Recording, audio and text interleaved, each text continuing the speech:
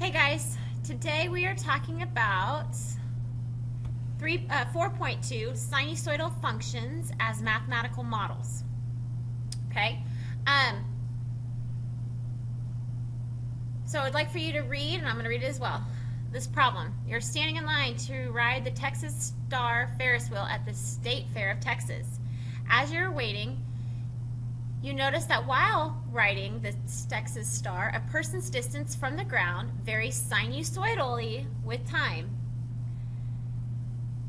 You read in your official guide to the State Fair of Texas that the Texas Star has a diameter of 212 feet. And you notice it takes 82 seconds for the Ferris wheel to make one revolution. As you approach the loading dock, you estimate that the passengers load the cars 8 feet above the ground.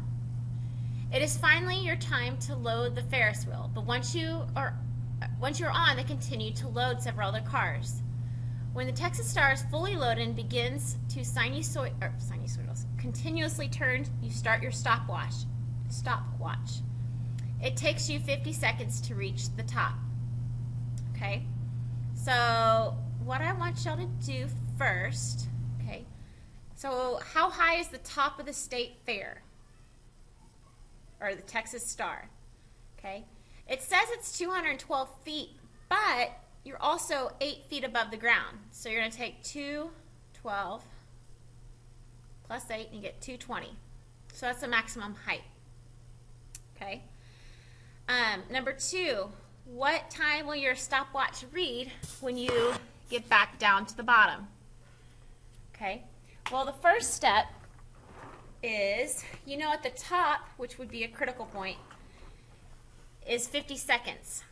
Okay, so we're starting off with 50 seconds, and we notice it takes 82 seconds for the Ferris wheel to make one revolution. So from the top of the Ferris wheel back down to the bottom is half of 82 seconds. So you got to do 82 divided by 2. You get 41 plus 50. So we get 91 seconds. So we found out our other critical point. Okay? How much elapsed time will it take to reach the top of the Texas Star for the second time? Okay? Well, again, we know that he started it. It took him 50 seconds to reach, and that's when he started his stopwatch. So you got to add 82 again, and you get 132. Okay, so what these questions are doing are helping to guide you to create a sinusoidal graph. Okay, so we know that the smallest, or the lowest point would be 8, and then the highest point would be 220. Okay? To find our C, you find the average of those points. You're going to take 220 plus 8 and divide by 2. You get 114. So we just found our C value. Okay, so we got C, A, B, and D. And that's Grayson told me to write it like that as opposed to A, B, C, D, because this makes sense, and I'm going to start doing that for next year because that's the order with our function. Okay? Now, to find our A, take 220 minus 114, and we get 106. Okay? Some other critical points would have been at 50 seconds when he was at the top of the sinusoidal graph. And then we also stated to reach back down, so our low point would have been at 91. Okay. To find our middle, again, you're going to find the average of 91 plus 50. And yes, it's going to be a decimal, so it's going to be 70.5. And then back up. We know this is 132 because that's what we figured out on question number 3. Again, you're going to find the average between 51 and, or 91, I'm sorry, 91 and 111.5. So we, just created a sinusoidal graph for a Ferris wheel. Oh, we're not done. Okay, we'll make this cosine. So our starting point is up the top, so that makes our D is 50. Okay, we know that, let's go ahead and just put it in degrees, because I know y'all like degrees more. So it's going to be 360 divided by 82, because we already know that it takes 82 seconds to complete one lapse. And it's not a very pretty number.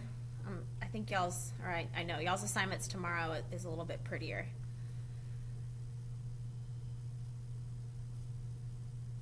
So you got 180 over 41. Actually, I take that back. Let's do, I want to keep it in radians. So I do 2 pi divided by 82 to get our b value. So we get pi over 41. That's a little bit better. All right, so our equation of our sinusoidal graph is y equals 114 plus 106 cosine of pi over 41 theta minus 50. That's it. Okay, so now we're going to be doing what we learned today in class.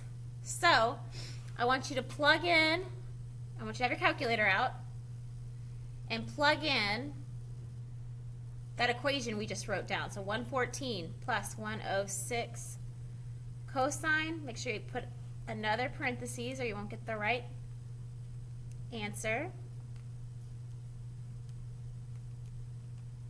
Okay.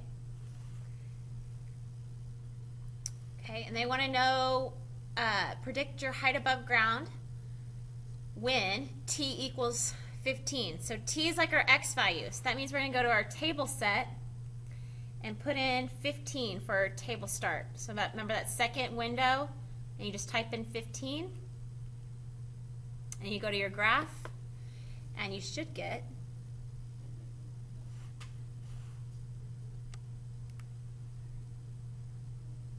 I don't think I typed it in quite right. Oh, mode.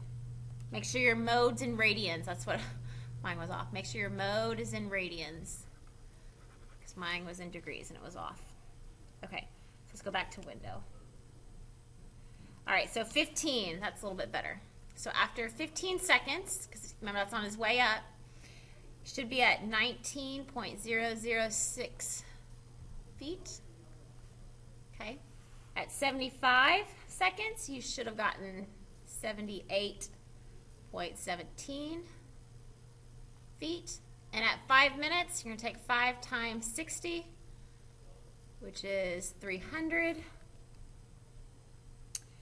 And scroll down, or you can go back to your table set to change it. You should get 215.06 feet. Okay? So how high were you when you started your stopwatch? Hey. You're talking about? No, I'm not talking about. I'm making a video for my class. You can say hi to the victims too. Okay. Is somebody right there? No, I'm recording a screen, so everyone's going to hear. It's Dolores on there. Oh. So guys, that's basically the gist of today. You can go ahead and we'll finish up tomorrow in class.